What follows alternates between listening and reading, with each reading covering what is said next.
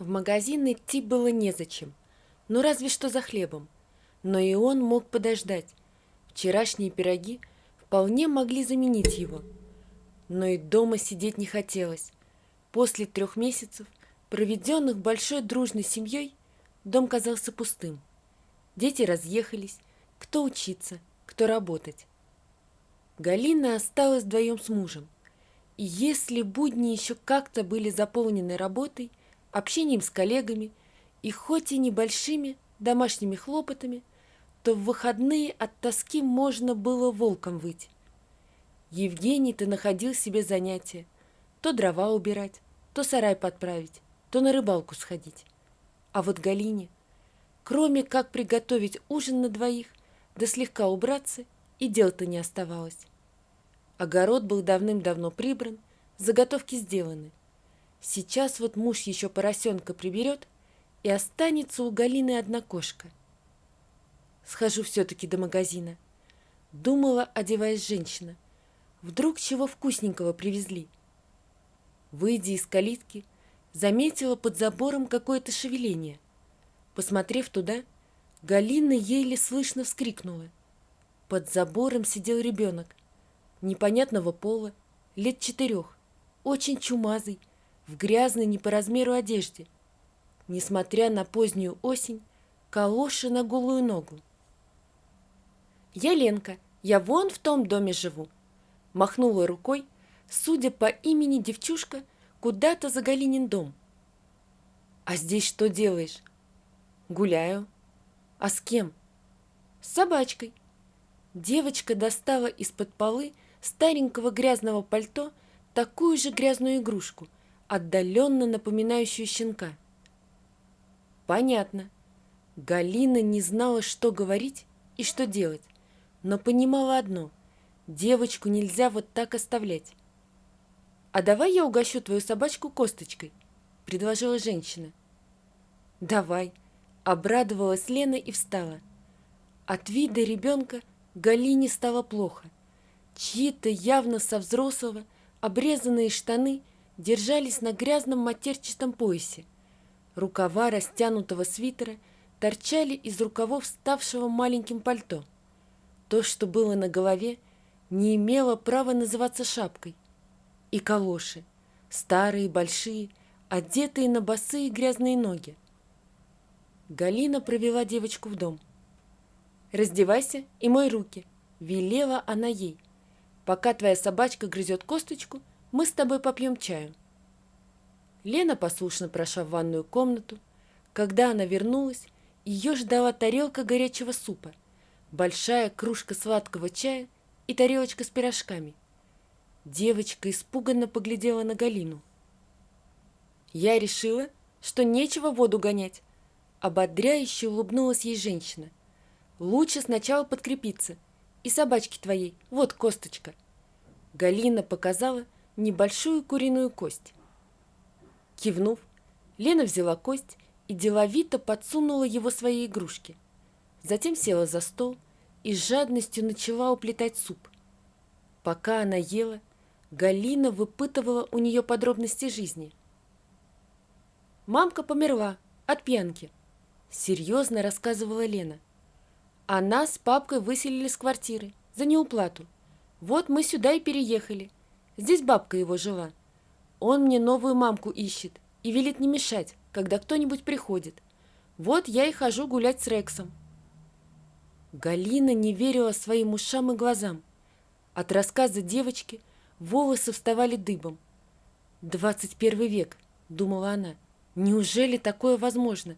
Где надзорные органы?» После того, как девочка поела, Галина усадила ее в кресло перед телевизором, а сама пошла в кладовую, где стояли коробки с детской одеждой ее детей. Выбрав несколько вещей, она вернулась в комнату. Девочка крепко спала. Вечером, когда Лена проснулась, Галина снова ее покормила и вызвалась проводить. От новых вещей девочка была в восторге. «Ты приходи ко мне», — улыбнулась женщина, когда довела девочку до дома. «А то мне одной скучно. Если меня не будет, просто посиди на веранде. подожди, она у меня не закрывается». «Хорошо», — кивнула Лена и скрылась в дверях. С этого дня девочка все чаще стала приходить в гости. Галина, уходя, оставляла на веранде всякие вкусности для девочки, чтобы та не скучала. А еще нашла старые игрушки детей и тоже выложила их на веранду. От знакомых она узнала, что отец Лены – внук бабы Марфы, которая умерла несколько лет назад. Дом пустовал до недавнего времени, а потом в него заселился Николай с дочкой. Работать он не хотел, перебивался случайными заработками. Дочкой заниматься тоже было недосуг. Все его время было посвящено поиску денег на бутылку и последующей пьянке. Пару раз соседи вызывали на него участкового за дебош, но тот, кроме разъяснительных бесед, ничего не делал. А уж судьба маленькой девочки его и вовсе не интересовала. Постепенно Галина привязалась к девчушке и начала подумывать о том, как забрать ее от нерадивого папаши. Она даже ходила к Николаю, просила отдать Елену. «Из чего удумала? Чтоб я дочь отдал?» Орал, брызгая слюной, Николай. «Только попробуй еще сюда приди. Я на тебя заяву накатаю. За киднеппинг. Поняла? И поддачки свои забери. Нам ничего не нужно». «Так ведь не нужна она тебе», — делала последние попытки уговорить мужика Галина. «Но ведь и вправду не нужна». «1 000 000, — прищурился тот, — и забирай со всеми потрохами». «Так где ж я его возьму-то?» — опешила Галина. «А нет, так и пошла отсюда», — снова заорал Николай. Обливаясь слезами, Галина вернулась домой. Муж как мог утешал ее. «Мы обязательно что-нибудь придумаем. Завтра съезжу в город, в органы опеки напишу. Те приедут, посмотрят и заберут ребенка. А мы уж потом попробуем оформить над ней опекунство». Евгений и вправду съездил в опеку, но вернулся ни с чем.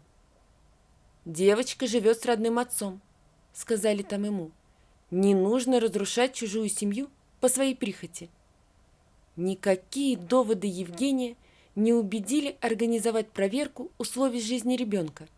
В конце ему даже пригрозили, что напишут на него самого заявление в полицию о чрезмерном интересе к несовершеннолетнему. Галина не находила себе места. Николай перестал выпускать дочь на улицу, и они практически не виделись.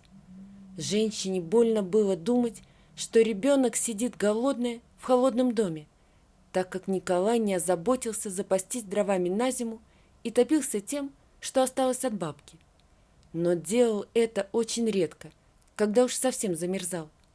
А замерзал он только когда не пил, что случалось еще реже.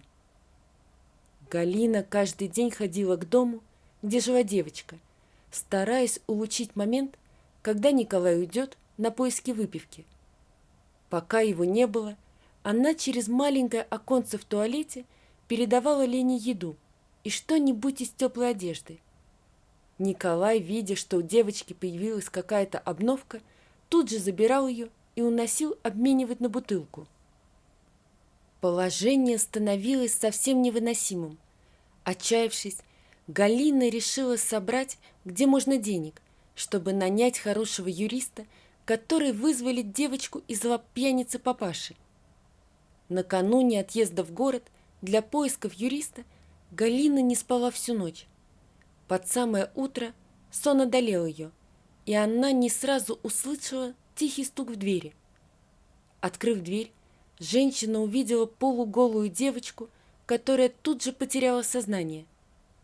«Женя!» – страшно закричала женщина. Выбежал испуганный муж. «Врача! Срочно!» «Нет!» – опомнилась Галина. «Девочку нельзя было выдавать. Беги до Ольги, фельдшера, да предупреди, чтоб никому ничего не говорила». Евгений убежал, а Галина принялась хлопотать над девочкой. Бедный ребенок. Ее ручонки были до крови изрезаны, босые ноги тоже кровоточили. Что этот изверг с ней сделал? Тетя Галь, пролепетала Лена, приходя в сознание, не выдавай меня. Конечно, конечно, я тебя никому не выдам и никому не отдам. Ты теперь моя девочка. Тут однозначно нужна полиция, хмуро проговорила Ольга, когда оказала помощь ребенку. И это ненормально, когда полуголый ребенок зимой ночью убегает из дома. Оль, ты понимаешь, что ее снова отдадут ему, если мы ее выдадим? Умоляюще проговорила Галина. Нет, я все зафиксировала. Есть официальный документ. Его обязаны лишить родительских прав. Не получится. Подала голос с дивана Лена, куда ее, завернув в одеяло, положила Галина. Женщины посмотрели на ребенка. Почему? Тот дядя, который с ним пил, они поссорились, и дядя схватил нож и воткнул его в папу. Это было сказано таким спокойным и обыденным тоном, что у женщин кровь застыла в жилах. Я испугалась, разбила окно и убежала через него. Я слышала, как дядька хотел меня догнать, но я быстрее бегаю, потому что я не пьяная. Девочка моя, кинулась к ней Галина, бедненькая, за что ж тебе это? Дом снова наполнился шумом множества голосов. Лена, весело смеясь, украшала огромную елку, сидя на руках у младшего сына Галины. Евгений со старшим сыном тихо переговаривались, поглядывая на семейство. Галина с дочерью накрывали на стол. «Ну и как он?» – спросила Галина, поднимая глаза от тарелок на дочь. «Как папа», – улыбнулась девушка. «А свадьба когда?» «Сразу после летней сессии. Значит, успеем подготовиться». «Успеете. У тебя вон какая помощница теперь есть». «Да уж, деловая мне дочь досталась». Галина с нежностью посмотрела на Лену. Кто бы мог подумать, как верны иногда пословицы. Не было бы счастья, да несчастье помогло. Да, я даже похоронила ее отца за свой счет. А этот, который убил? Так он даже не прятался. Думал, не убежит далеко ребенок, замерзнет. Вот ведь гад. И вообще. Девушка серьезно посмотрела на мать. Я вот не понимаю, почему к нормальной, благополучной семье всегда найдут к чему привязаться. А тут ребенок буквально погибает на глазах, и всем пофиг. Невыгодно. Неужели так никто за это и не ответит? Ну что ты, после убийства Лениного отца началось расследование. Приехали проверяющие из области, всех на уши поставили. Инспектора этого из отдела опеки наказали, а участкового нашего и вовсе уволили. Ну и по делам им. Да мне и не до них было. Я опекунством занималась. Благодаря этим проверяющим мне его быстро оформили. «Мам!» Тихий детский голосок разбудил Галину. «Мам, смотри, что мне Дед Мороз принес!» Лена стояла возле кровати женщины и, счастливо улыбаясь, доставала из кукольной коляски игрушки одну за другой. «Здорово!» – произнесла шепотом Галина, усаживаясь на кровати. «Но ты знаешь, это было совсем не обязательно», – серьезно продолжила девочка. «Почему?» – удивилась Галина. «Потому что у меня уже есть самый лучший подарок в моей жизни. Это ты, мамочка». «Солнышко мое!» Женщина прижала девочку к себе, чтобы скрыть нахлынувшие слезы. «Девчонки!» – услышали они голос Евгения. «А может, позавтракаем и пойдем на санках кататься?» «Ура!» – завопила Лена. «На санках!» И, поцеловав обоих родителей, унеслась одеваться. Вот такая история, друзья. Напишите, пожалуйста, что вы думаете об этой истории. Не забудьте подписаться на канал и поставить лайк. Всего вам доброго. До свидания.